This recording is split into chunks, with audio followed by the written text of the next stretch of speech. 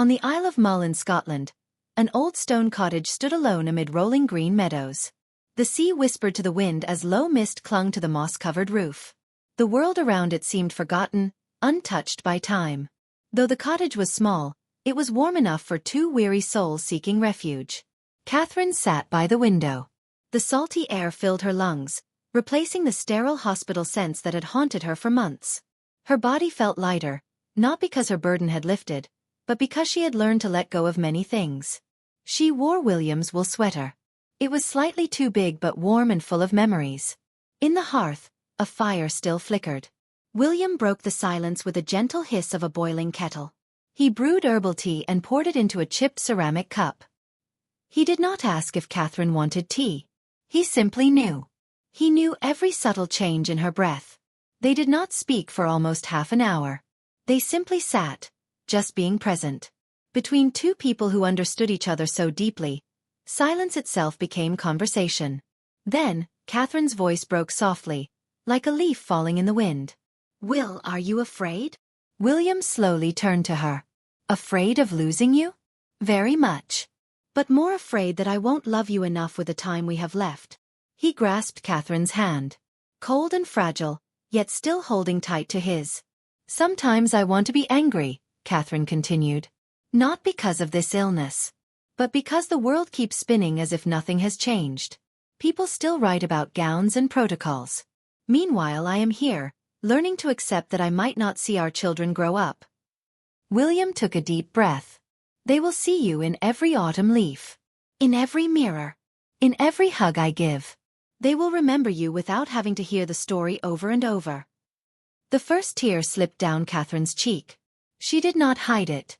She let it fall, because here, she was no longer the Princess of Wales. She was simply a woman learning to let go with grace. "Remember this cottage," she said. "If I am no longer here, come back. Read me stories. Sit by this window. Bring the children. Tell them about the woman who breathed more freely among the mist than beneath the spotlight." William held her close. Long and deep. Almost wrapping her fragile body with his whole self. He said nothing, for no words seemed enough. He only hoped his embrace could stop time itself. Catherine rested her head on William's shoulder. "I am not afraid to die, Will. I only fear being forgotten by the one I love most. You will be part of every decision I make. Every morning I wake. Every night when the children ask, 'Father, is Mother still with us?' I will say, 'Yes,' in ways you cannot see, but will always feel." The rain began to fall. Soft and gentle. Like morning. William pulled a blanket around Catherine and laid her down on the long sofa before the fire. He sat on the floor, leaning against the couch edge, holding the hand of his resting wife. That night they did not sleep. They only breathed side by side, between the glow of firelight and nature's sounds. William read aloud an old letter from Catherine he had found tucked inside her journal. It was written during their early days of marriage, about hope, dreams, and promises to grow old together without knowing life might not give them enough time. The next morning, sunlight broke through the mist. Catherine opened her eyes and smiled. Weak, but peaceful. "I dreamed," she said. "We grew old together. In this cottage. Your hair was white. I forgot my glasses." The children ran wild outside. "That was no dream," William replied, kissing her forehead. "It was a memory from a future we never got to live." Catherine chuckled softly. "Keep that memory safe. Don't let the world erase it." They recorded a short video that day. Not for the public. Just for themselves. Catherine leaned against William and spoke about nature, mental health, and the power of love in silence. Off camera, she whispered one line. "If I am not there on their birthdays, read this. Read the poem I wrote. Let them know that even if I leave, my love will never die." William nodded. He knew his role as a father would become an extension of Catherine's love. Not only raising their children but ensuring they always knew their mother's heart. That night, after Catherine had fallen asleep, William wrote. For the first time since Catherine became ill, he opened his brown leather journal. He wrote about fear, Catherine's courage, and the embrace that made him whole. He wrote not as a prince, but as a man holding on to the pieces of the woman he loved. Days passed quietly in the stone cottage. Catherine's mornings grew shorter, while William's nights stretched longer, filled with restless thoughts and quiet prayers. Yet, every moment felt full, as if time was no longer measured by hours but by the depth of smiles and the sincerity of breaths shared between them.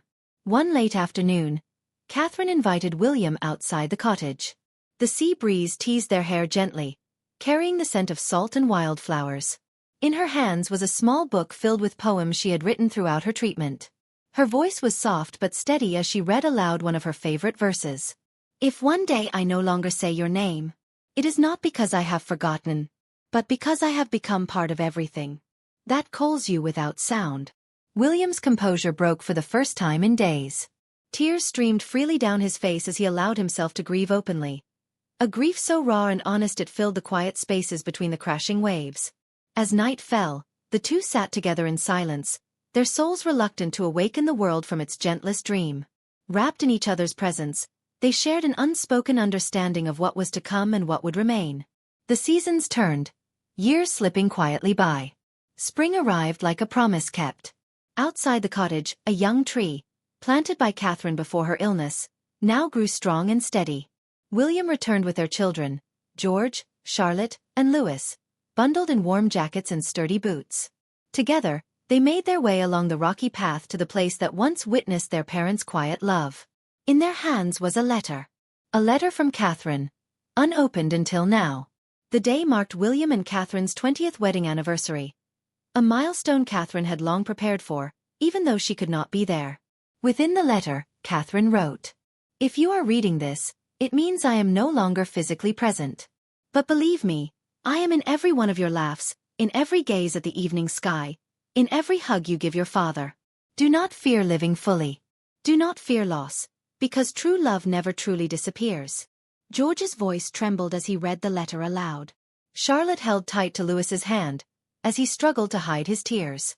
William sat in the old chair, Catherine's chair, gazing out toward the sea. This time he did not cry. Instead, he smiled gently, closed his eyes, and breathed in the familiar wind, the familiar scent, and the presence that still lingered. The cottage was no longer a refuge. It had become a sacred altar of memory, a place where love lived on, not because it was remembered, but because it was carried forward in every breath. Each year they returned, reading the letter, bringing wildflowers, sometimes just sitting in silence. Because in that cottage, silence had become the language of love. And in a world often rushed and dazzled, that little stone cottage stood still, a testament to love that was slow, sincere, and quietly eternal. An embrace never told, but the most powerful story ever lived. After that visit, William found himself drawn to the cottage more and more. It became a sanctuary not just for his children but for his own heart. The weight of public life, with its endless duties and watchful eyes, grew heavier with each passing day. But here among the rolling hills and the whispering sea, he could simply be a father and a husband, even if Catherine was no longer physically present.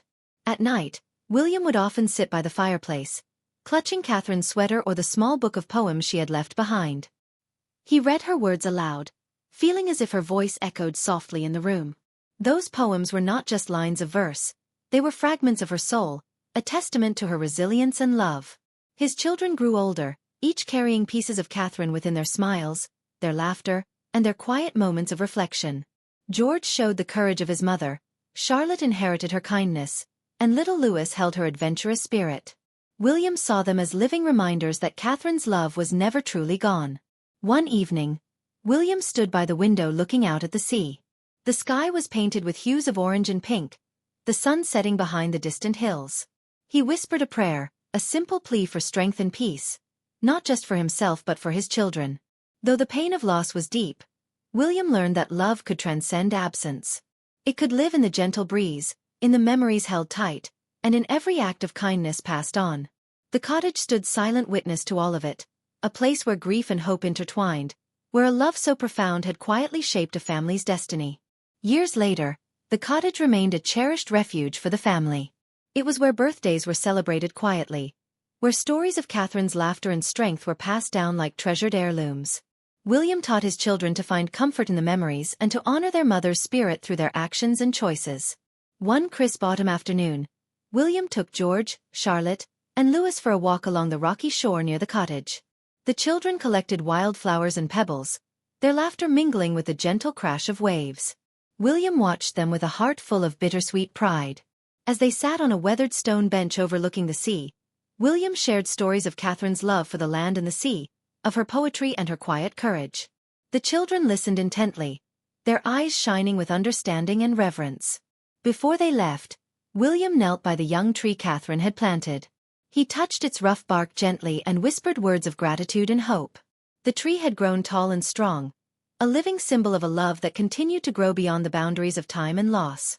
Returning to the cottage, the family gathered by the fire. William read from Catherine's poems once more, his voice steady and filled with warmth. The flames danced, casting soft shadows on the walls, silent witnesses to a love story that had shaped their lives.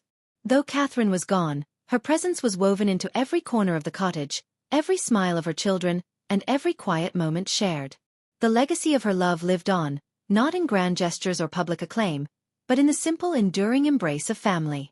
In the stillness of the cottage, far from the world's gaze, William often found solace in moments that no one else could witness. These were the unseen embraces, silent conversations held in the quiet corners of the home where Catherine's memory lingered like a gentle presence.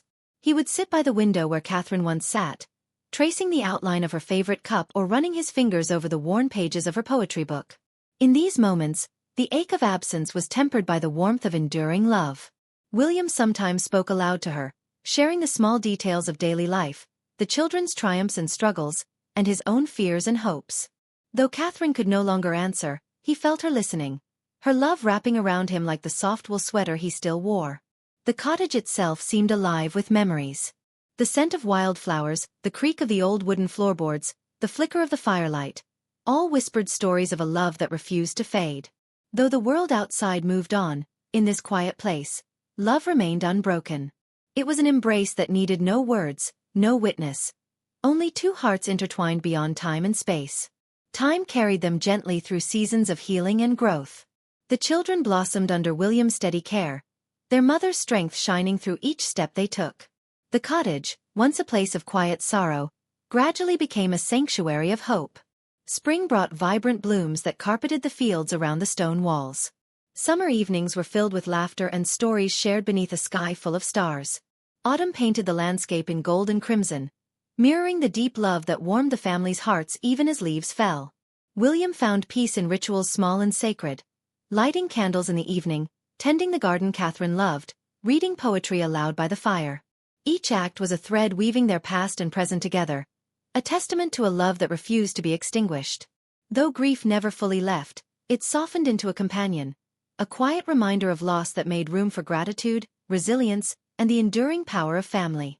The cottage stood firm, a beacon of the seasons past and the life they still held, where love healed wounds unseen and carried them forward. In the gentle hush of early morning, William stood by the window, watching the mist lift slowly from the sea. The cottage, bathed in soft light, held the echoes of laughter, whispered dreams, and quiet prayers. He thought of Catherine, her unwavering courage, her tender heart, and the legacy she left behind.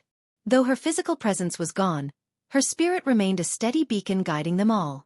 William turned to the children, now growing into their own paths, each carrying pieces of their mother's light.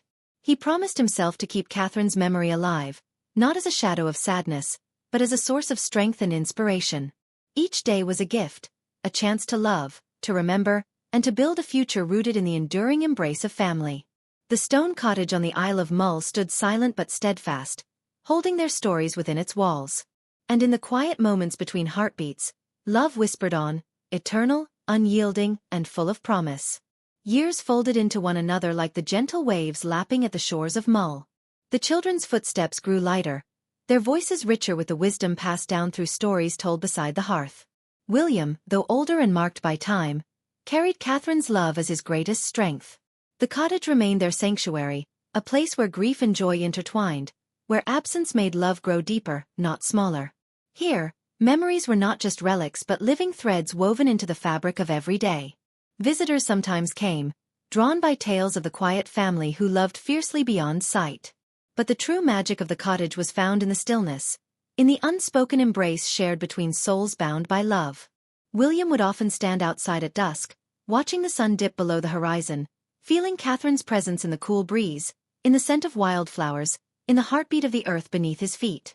In that quiet home of stone and sea, the heart found its true resting place. As twilight deepened, the cottage bathed in the soft glow of candlelight.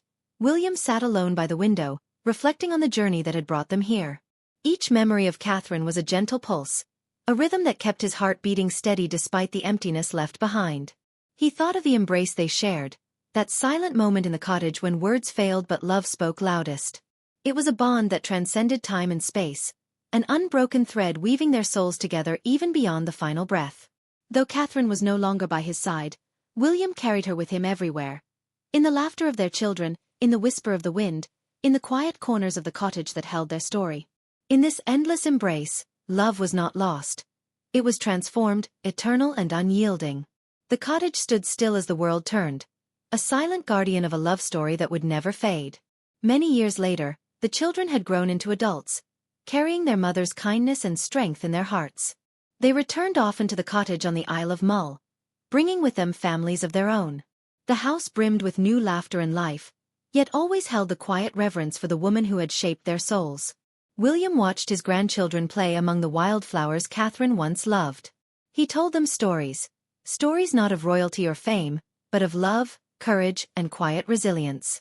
These tales became the foundation of their family's legacy, a torch passed gently from one generation to the next. Though Catherine's presence was no longer seen, it was deeply felt. In every smile, every gentle touch, and every whispered memory, her love endured. The stone cottage remained, a timeless witness to a love that outlasted life itself, a testament to the power of the human heart.